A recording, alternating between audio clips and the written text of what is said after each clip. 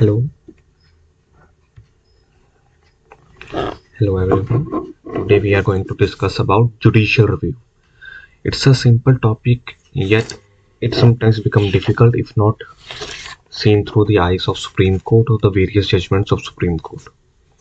The source of my topic today is the book by M.P. Jain. It's the 8th edition of it, The Indian Constitutional Law by M.P. Jain.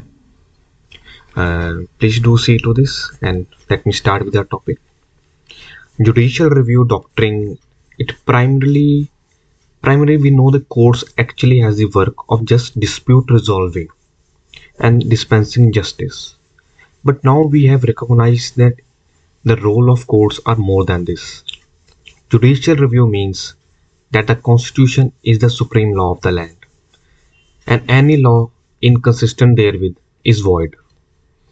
It is now the court's duty to see whether the current law it matches up to the constitution or it is infringing our rights or maybe violating the provisions of the constitution. Before I start with its main prime functions, there is one thing we have to keep in mind, that interpreting constitution is a highly creative function, because the court not only have to keep in mind the various sources, the laws, values, but also the changing socio-economic dynamics of the society. Now let's focus on what Charles L. Black Jr. said, that the two prime functions of judicial review, according to Charles, are legitimizing government actions and protect the constitution from undue encroachments by the government.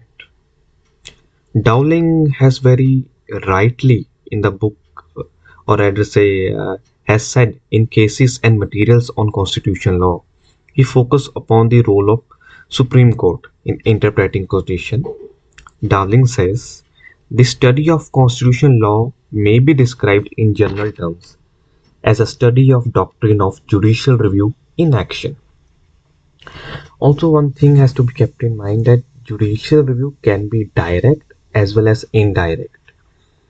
Direct, it simply means that the court annuls the act or the notification on the ground that it is inconsistent with the constitution. But remember that direct judicial review cannot happen if there is not a written constitution, like in Britain.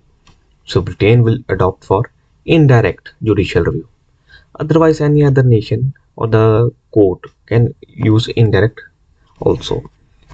Now, indirect judicial review means that court not only considers the constitutionality of a statute, but it also interprets the statutory language as to steer clear of the alleged element of unconstitutionality.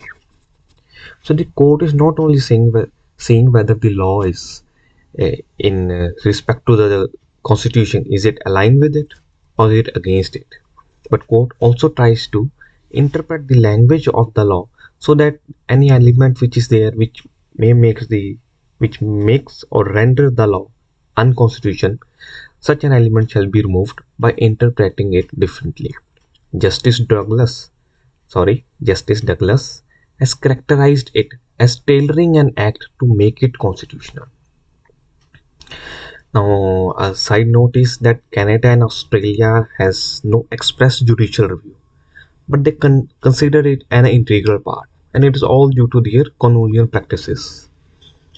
Earlier they were colonies, so from since their times, an integral practice and integral part of the law practice, the judicial review has become in Canada and Australia.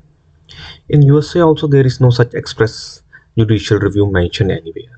It is only after the Marbury versus the Madison case that the court claimed it. Judicial review significance can really be understood from the words of Schwartz.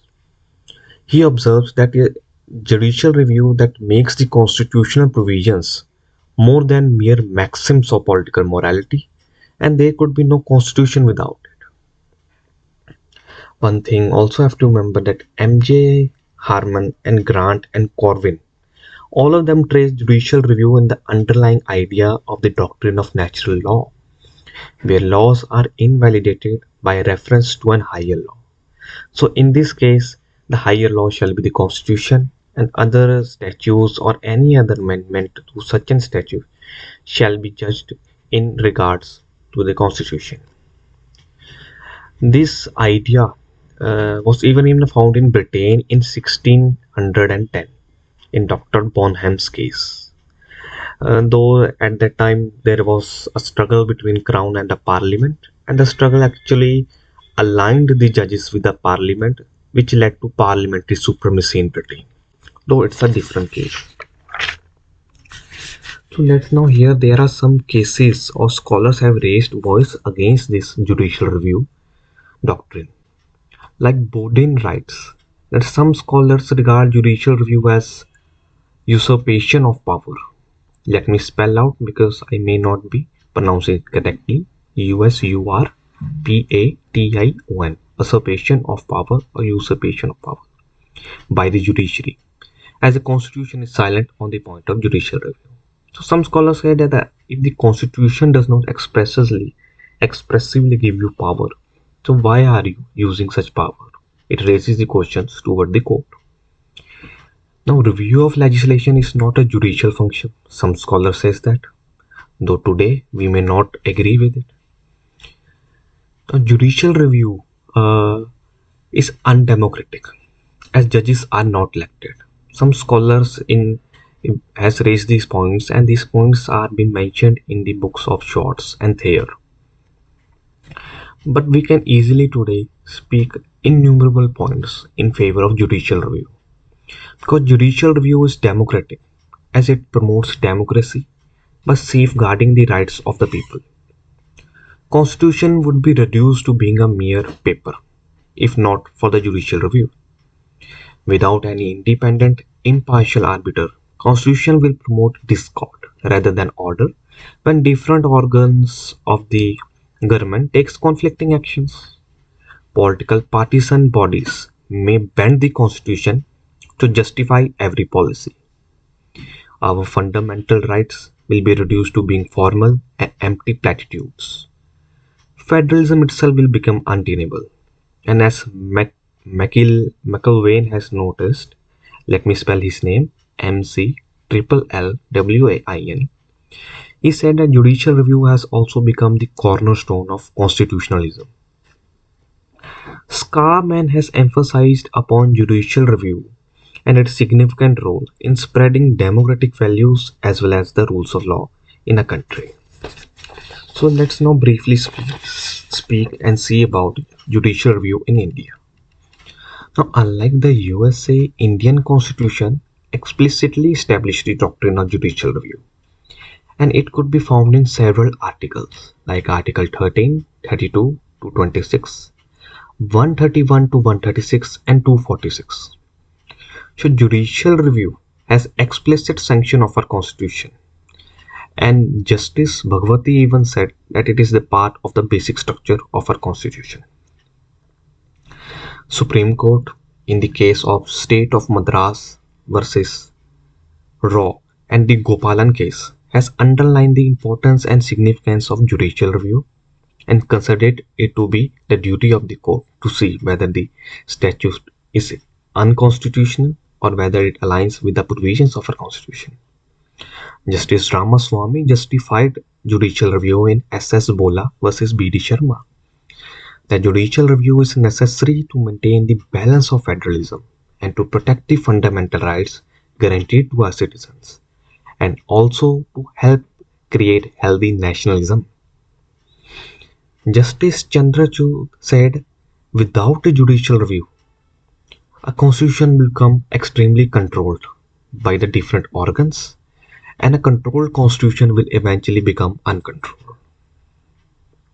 Though one thing has to be remembered that the judicial review scope is somewhat circumscribed in India as comparison to USA, as the constitutional makers of India did not wanted to raise judiciary to the level of super legislature. All of these points are mentioned in the book The Indian Constitution by Granville Austin. One can see that Law Minister of India also once stated that the courts through their exercise of power of judicial review has retarded the process of socio-economic development of country.